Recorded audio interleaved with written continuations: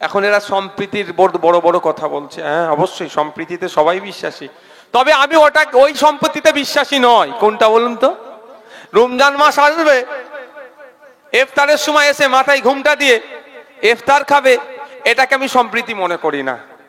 দুর্গা উৎসবে গিয়ে ফিতে কাটবে, এটাকে আমি সম্প্রীতি মনে করি না।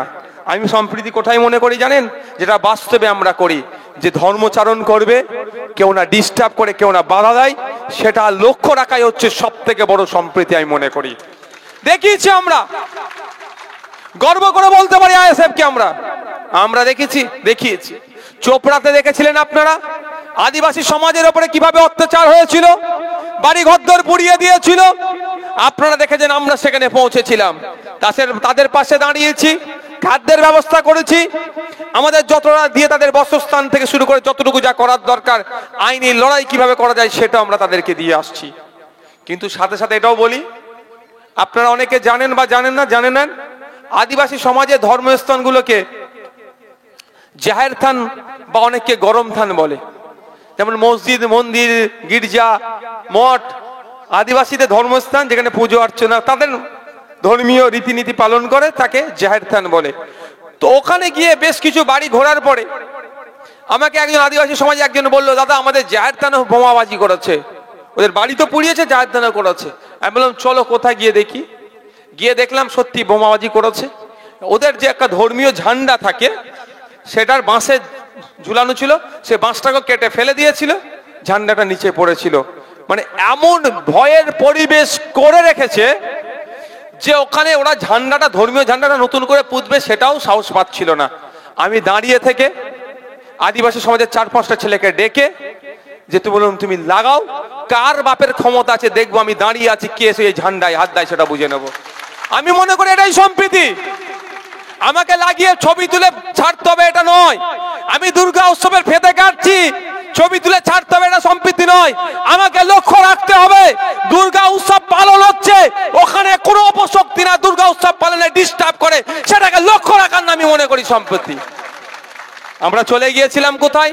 হাঁসখালিতে, যে আমার এক বোনের উপর অত্যাচার করে তাকে রাতের অন্ধকারে দাহ করতে বাধ্য করিয়েছিল।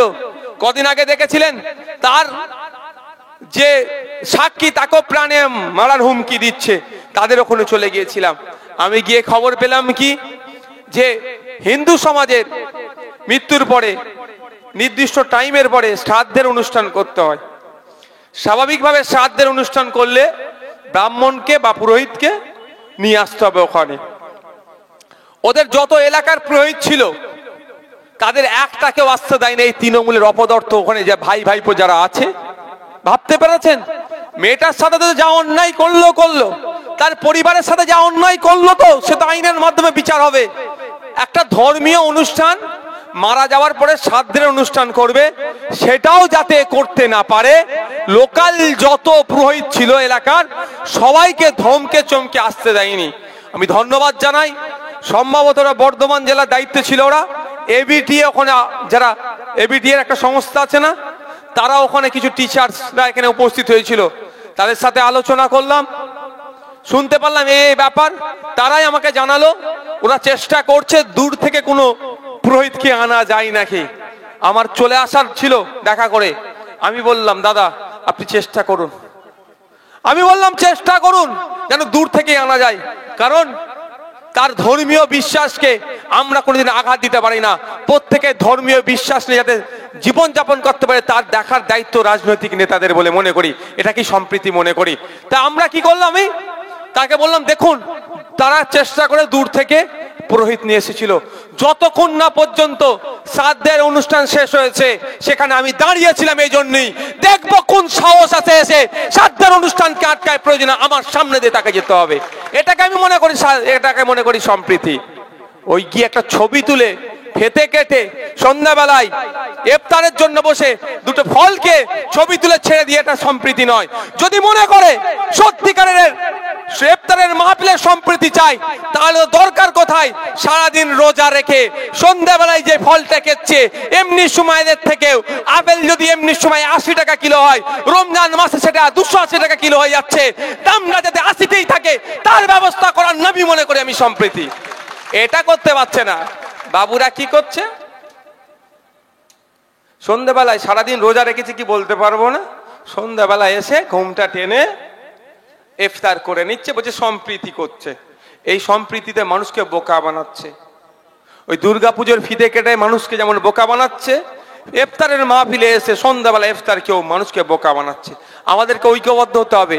আমাদের মধ্যে যারা দুর্গাপুজো করি, আমাদের মধ্যে যারা রোজা রাখি, ইফতার করি, দুজনকে ঐক্যবদ্ধ হতে হবে। এদের নাটক করতে দিলে চলবে না।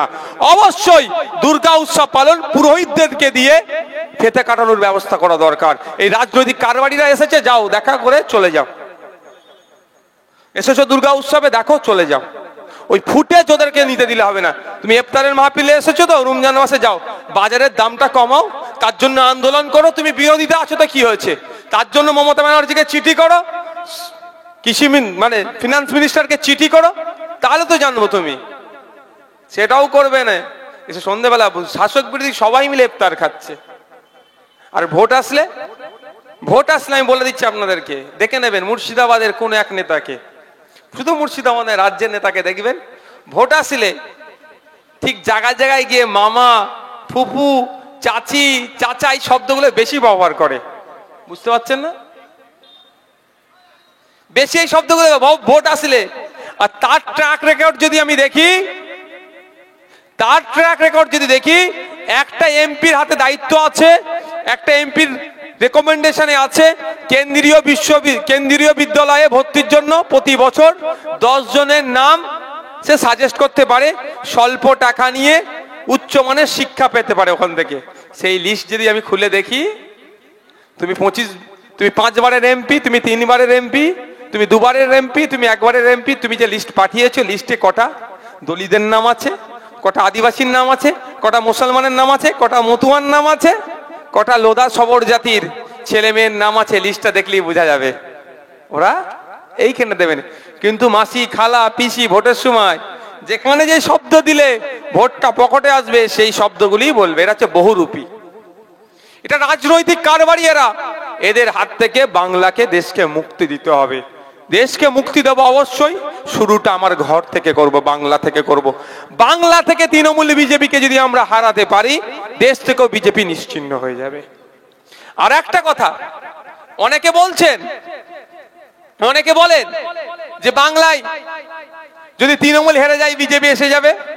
আমি আপনাদের দায়িত্ব নিয়ে বলছি, তৃণমূলকে হারাতে পারলেই বিজেপি শেষ হবে বাংলা থেকে। যতদিন তৃণমূল থাকবে, বিজেপিকে ঠিক অক্সিজেন দিয়ে নিয়ে যাবে। তার প্রমাণ কি জানেন? 2021-এ তো প্রার্থী খুঁজে পেত না বিজেপি। 294টা সিটে প্রার্থী দিয়েছে, তার মধ্যে 150টার ওপরে তৃণমূলের লোককে করেছে প্রার্থী। তৃণমূলের লোককে নিয়ে প্রার্থী করেছে বিজেপি। এমনি ওরা পিছিয়ে যেত, প্রার্থী খুঁজে পেত না, তৃণমূল না সহযোগিতা করলে।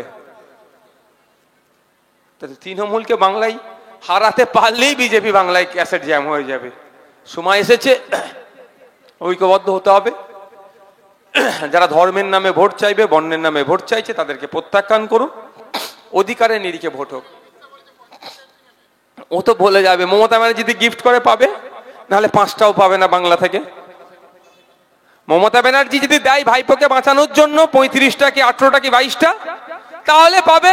আর যদি নিরপেক্ষতার সাথে ভোট হয়, 5টাও সিট পশ্চিমবাংলা থেকে বিজেপি পাবে না। তৃণমূল তো নীল হবেই, বিজেপিও পাবে না। কিন্তু মমতা ব্যানার্জি তো সুকৌশলে করে রাখছে, নাকি নাহলে ভাইপো গ্যারেজ হয়ে যেতে পারে। তাহলে ভাবতে পারছেন না, লিপস অ্যান্ড বাউন্স কোম্পানির অফিসে রেড করেছে, তল্লাশিতে গিয়ে কি হচ্ছে, ওই অফিসের কম্পিউটারে 16টা ফাইল ডাউনলোড করে দিল ইডির এক আধিকারিক। আমরা শুনে খুব হাসলাম, এ করলাম, হ্যান করলাম, ত্যান করলাম। আপনারা কি জানেন সেই ইডির আধিকারিককে এখনো সাসপেন্ড করেছে কি করেনি? আমি যতদূর জানি সেই ইডির আধিকারিককে সাসপেন্ড করেনি। আচ্ছা, ফাইল ডাউনলোড করে লাভ হলো কি লস হলো? আপনারা ভাববেন ফাইল ডাউনলোড করে কি হচ্ছে? এমনি কোর্টে ডেট পড়া মুশকিল। আজকে একটা ডেট পড়ে তো 3 মাস পর একটা ডেট পড়ছে।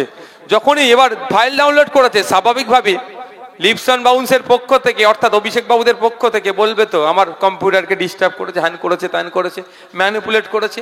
ওটা নিয়ে এখন 8-10টা ডেট পড়বে তো। তাহলে কি হলো? ভাইপোর কাছে অর্থাৎ কালীঘাটে যে সিবিআই বা ইডি পৌঁছে যাচ্ছিল, পৌঁছাতে গেলে এখনো 3 বছর হয়তো টাইম লাগবে। আর যে ইডি অফিসার এই কাজটা করলো, সেই ইডি অফিসারকে তো আইনের আওতায় আনা দরকার। তাহলে তো জানবো অমিত শাহজি ঠিকঠাক কাজ করছে, মমতা দিদির সাথে মিশে নাই। কিন্তু সেই ইডি অফিসারকে কিন্তু আমি দেখতে পেলাম না। যদি কারো কাছে কোনো খবর থাকে জানাবেন, আমি তাহলে রেকটিফাই করে নেব। যে দিনের শেষে এরা এক জায়গায় উঠা বসা করে। এত অমিত শাহজির কথা মমতা ব্যানার্জি ভাবে, এত ভালো সম্পর্ক এদের, সুসম্পর্ক। সৌরভ গাঙ্গুলি দাদার, আমাদের বাংলার দাদা, উনি আবার ইনভেস্ট করছেন এতে গিয়ে, কি বলে, স্পেনে গিয়ে। বাংলায় ইনভেস্ট করবে, স্পেনে যেতে হচ্ছে ওনাকে। যাক, সেই বিষয়ে যাচ্ছি না। তো দাদার বাড়িতে অমিত শাহজি আসছেন, কি খাবেন সেটা মমতা ব্যানার্জি ঠিক করে দিচ্ছে। মানে এত ভালো সম্পর্ক। অমিত শাহজি মিষ্টি খেতে ভালোবাসে, কি ঝাল খেতে ভালোবাসে, কি টক খেতে ভালোবাসে, মাছ খেতে ভালোবাসে, কি আমিষ কি নিরামিষ, সেটা মমতা ব্যানার্জি কাকে বলছেন? দাদাকে বলে দিচ্ছে, আমাদের বাংলার দাদা সৌরভ গাঙ্গুলিকে বলে দিচ্ছে যে অমিত শাহজি আসবে, তুমি এই এই এই খাবারটা রান্না করবে। ভালো সম্পর্ক না হলে কে কি খায় সেটা জানবে কি করে? বুঝতে পারছেন না? আর আমাদেরকে দুটো ফুল মিলে ফুল বানিয়ে ছেড়ে দিচ্ছে। ফুল মানে বোকা, ওই ফুলের বলছি ইংলিশে। দুটো ফুল মিলে আমাদের মানে কি? শুধু নওশাদ সিদ্দিকীর কথা বলছি না, বিশ্বজিৎ মাইতির কথাও বলছি, লক্ষ্মীকান্ত হাসদার কথাও বলছি। জনগণকে ফুল বানাচ্ছে। তাই সময় এসেছে, অনেক তো মানুষ, কিছু মানুষ তো জোড়া ফুলকে দেখলো বেশ কিছুদিন, কিছু মানুষ বড় ফুলকে দেখলো।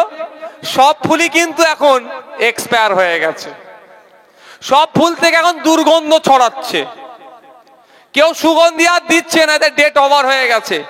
তাই আমি সবার কাছে অনুরোধ করব, দুটো ফুলকেও তো বাংলার মানুষ কিছু কিছু চেক করলেন।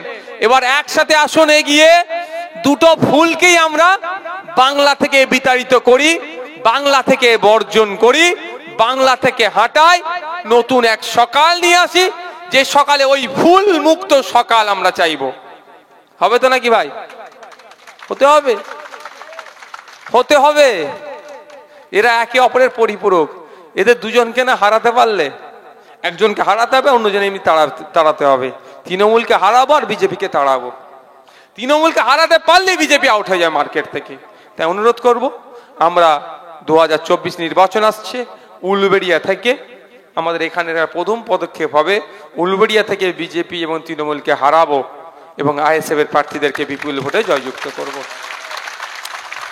এমন আমরা প্রার্থী তো এখান থেকে পাঠাবো, পার্লামেন্টে জনবিরোধী যে সমস্ত বিল আসবে প্রতিবাদ করবে। চাই তালাক হোক, তালাক বিল হোক, চাই সিএ হোক, চাই কৃষকদের বিরুদ্ধে যে সমস্ত বিল আসছে বা জনগণের বিপক্ষে যে সমস্ত বিল আসছে, সেই বিলের বিরোধিতা করবে, তেমন লোককে পাঠাবো। অনেকে বলবে একজন গিয়ে কি করবে? তাদেরকে বলবেন 294 এর মধ্যে মাত্র একজনকে আমরা আইএসএফ এর তথা সংযুক্ত মোর্চার দিকে পাঠিয়েছি। মমতা ব্যানার্জির ঘুম হারাম করে দিচ্ছে। আমরা যদি উলুবেড়িয়া থেকে পাঠাতে পারি, মোদিজি ঠিকঠাক করে ঘুমোতে পারবে না, বা মোদিজির জায়গায় যে কেউ আসবে সে ঠিকঠাক করে ঘুমোতে পারবে না, সেই যেই দলেরই আসুক না কেন। এই মোদিজি বলেছি মানে এটা ভাববে না তাহলে কি তৃতীয়বার জন্য আসে গেল নাকি? মোদিজি হতে পারে, রাহুলজি হতে পারে, নীতিশজি হতে পারে, আমাদের দিদিও হতে পারে। প্রধানমন্ত্রী হওয়ার শখ জেগেছে, ইনিও যদি ওখানে বসে, তারকে ঠিক করে ঘুমোতে দেবে না উলুবেড়িয়া থেকে আমরা যাকে পাঠাবো। কারণ পিছনে টিউনিং করার জায়গা থাকবে না তার। বলে যা, মানুষের জন্য বলে যা। কে হিন্দু কে মুসলমান দেখার তো দরকার নেই। মানুষ খেতে পাচ্ছে না, আমার ভাইটা রক্ত পাচ্ছে না, ও রক্তের ব্যবস্থা কিভাবে সরকার করে দেবে দায়িত্ব নিতে হবে। ও হিন্দু রক্ত পাচ্ছে না কি মুসলমান রক্ত পাচ্ছে না আমার দেখার দরকার নেই, ওর রক্ত ব্যবস্থা সরকারকে করতে হবে। ও খেতে পাচ্ছে না, ওর সন্তানটা স্কুলে গিয়ে শিক্ষা পাচ্ছে না, আমি দেখবো কি ও আব্দুর রহিমের ছেলে না শশাঙ্কের ছেলে? আমি দেখবো নাকি? আমার দেখার দরকার নেই, ওর শিক্ষা ব্যবস্থা করে দিতে হবে। না হলে তুমি মোদি হোক আর তুমি যোগী হোক আর তুমি দিদি হোক, কাউকে বলতে ছাড়বো না। এটা আমাদেরকে দেখতে হবে। আজকে আমাদেরকে বুঝিয়ে দিচ্ছে উনি মোদি, উনি দিদি, উনি অমুক, উনি তমুক, এ তোমাকে ভালোবাসে, ও ওকে ভালোবাসে, ভালোবাসা ভাগ করে দিচ্ছে।